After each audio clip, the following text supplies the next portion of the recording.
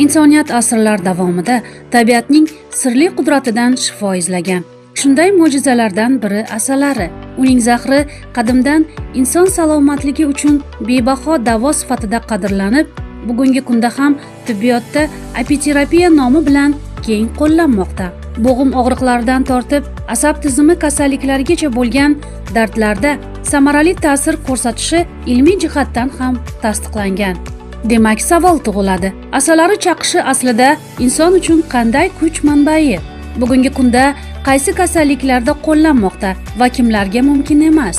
Shu savollar bilan biz Oydin shifo klinikasi tabobat bo'limi bosh tabibi Abdulbosit Boboxonovga murojaat qildik. Asalari zahari tarkibida inson salomatligi uchun qanday foydali moddalar mavjud? Asalarini zaharini tarkibida juda ko'p hayotda uchramaydigan moddalar bor, shifobaxsh moddalar. Ulardan biri miletin degan modda. Miletin moddasi yallig'lanishga qarshi shunday kuchli vosita hisoblanadiki, tibbiyotda sehrli dori degan nomni olgan gidrokortizon degan gormon dori bor. Ana shundan 100 barobar kuchli. Yallig'lanishdan bo'ladigan har qanday kasallikka bu mana shu miletin modda shifo bo'ladi. Va mana bu hozirgi kunda ko'payib ketgan ko'krak saratoni degan kasalliklar bor. Angliyada, Avstriyada va arab mamlakatlarida ham mana shu kasallikni asalariga chaqtirish bilan davolanyapti. Bizda ham shu tajribani qo'lladik. Alhamdulillah, natijalarimiz yaxshi. Bugungi kunda bemorlar asalaridan qaysi kasalliklar uchun davo izlab murojaat qilmoqda?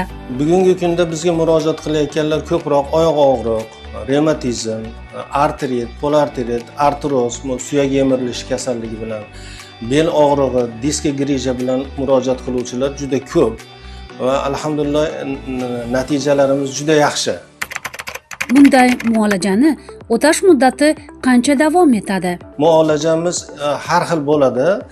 Kimlardadir kasallik o'tib ketgan xronический deymiz, surunkali bo'ladi. Bu surunkaliklarga 1, 2, 3, 4 kursgacha oladi. Va yengilroq kasallik bo'ladigan bo'lsa, o'sha 1-2 kurs kifoya qiladi. Asalari bilan davolash kimlarga qat'iyan mumkin emas?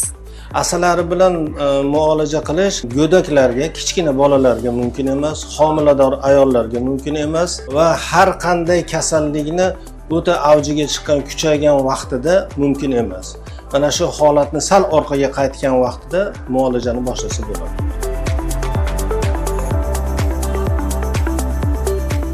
Yuqoridagi kasalliklar bilan og'riyotgan bemorlarimiz bo'lsa, bizni mana Namangan shahri Oydin shifo klinikasida tabobat markaziga murojaat qilishlari mumkin.